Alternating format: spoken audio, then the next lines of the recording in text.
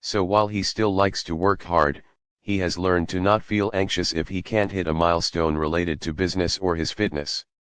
Now, these are just two examples from the authors. To help you find your priorities, we recommend answering two simple questions. 1. How different is your current life priority reality from your ideal? 2. What are some actions you need to take to focus your efforts on what really matters to you? We recommend you begin with the priority that can make the most positive difference in your life or where you feel the most imbalance. You may find this area reflects one or more of your values that you aren't honoring. For example, you might have a core value related to family, and a life priority of spending more time with your family. Start small by making the decision to add 1 extra hour a week spending quality time with your family. Of course, this will bump out some other activity, but you often bump out something that can be easily bumped out, or at least something that isn't a big priority. Continue adding weekly time to your life priorities until you have them rearranged to more closely match your ideal. Sometimes, changing a priority can be difficult. If you want to spend more time with your family, will that impact your work schedule? If so, what do you need to do to manage any fallout? If you want to focus more on your health and fitness, you'll have to create new and challenging habits to ensure you follow through on this priority. If you want to have a healthy, happy marriage, you may have to give up time in front of the TV or on the computer, which might be hard at first. Just stating your life priorities isn't enough. You have to take the sometimes difficult actions necessary to make the changes you want to see in your life. But the closer you come to your ideal, the less internal conflict and struggle you'll feel. Over time, you won't miss those old habits, choices, and behaviors, and your life will flow more easily because you are living authentically, true to your values and priorities. Exercise #3A, focus on mindful goal setting. A natural outcome of having values and setting priorities is considering how these apply to your life in the future. Although worrying about the future contributes to an unsettled mind, planning for the future is an important and valuable exercise that can set the stage for true fulfillment in the years to come. But is it really possible to look toward a better future and still be happy with your life right now? Can you be content and evolving at the same time? We believe it's possible to focus on the future while still learning how to enjoy the present moment. There are many great writers and philosophical thinkers who talk about contentedness in the present moment. The renowned psychologist Abraham Maslow reminds us that the ability to be in the present moment is a major component of mental wellness. Thich Nhat Hanh, the Zen Buddhist monk and best-selling author, teaches that every moment in your life, every breath, every step you take, should be consciously experienced as a moment of joyous arrival. He suggests you don't need to wait for change, for something better, for the future, before you are content. You can be content right now if you choose to see all of the good and beauty around you in the present moment. Of course, this is easier said than done. The realities of our daily lives are constantly pulling us into the future. We worry about paying the bills, how our children will turn out, whether we will remain healthy. And the very nature of setting goals is future-oriented. Longing and struggling against what is causes suffering. Wishing for more, for something different, for something better at the expense of contentment in the moment robs us of life. If that's the case, why should you focus on your future goals if they pull you away from the moment? Because change and transformation will happen to you whether or not you decide to focus on it. Change is a constant of life, whether we are sitting in the lotus position absorbed in the moment or wringing our hands about some imagined future outcome. So we might as well create our futures mindfully. When you embrace the truth that contentment and change can happen simultaneously, you reduce the tension between thinking it's an either/or proposition. There is a way to establish a balance between mindfulness and self-creation. You can view the process of creating and reaching your goals as a place for happiness and contentment. Rather than holding back happiness while you await an outcome, enjoy every step along the path. Every revelation, every small action toward your goals should be savored and celebrated. Knowing that goal setting isn't incompatible with mindfulness, let's discuss how to create and work toward your goals in a way that supports the bigger why of your life.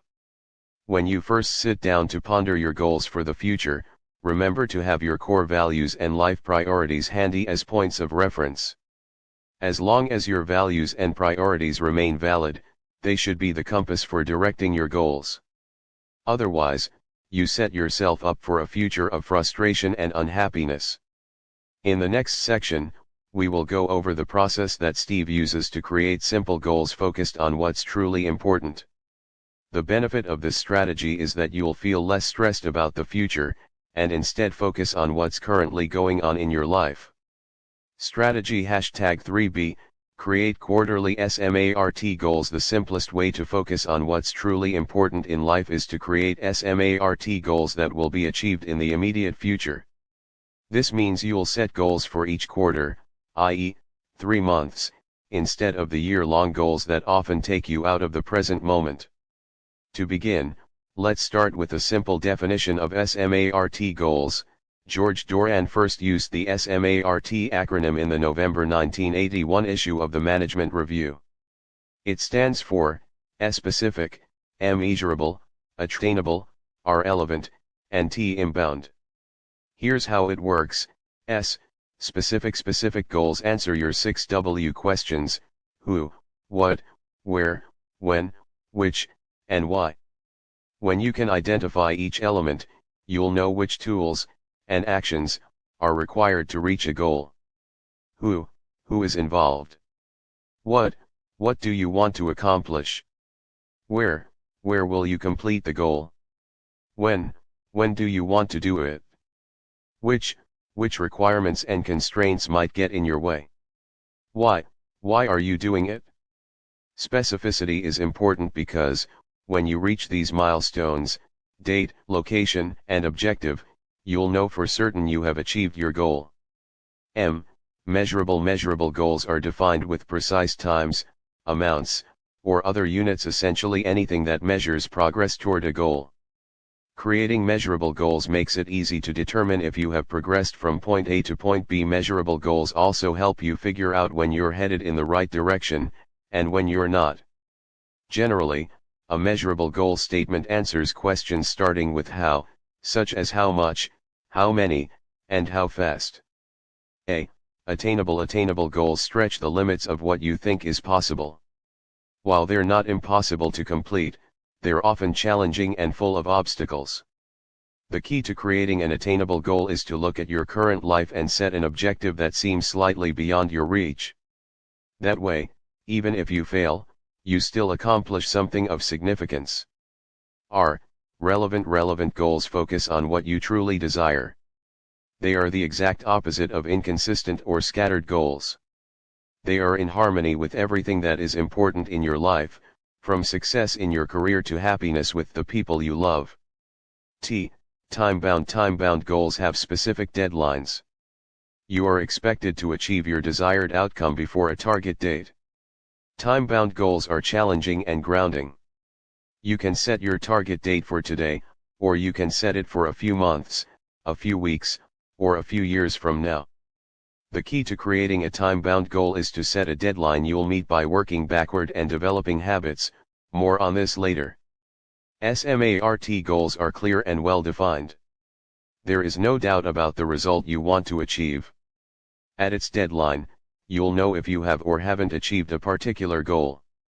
As an example, here are SMART goals related to the 7 areas of your life that we mentioned in the previous section.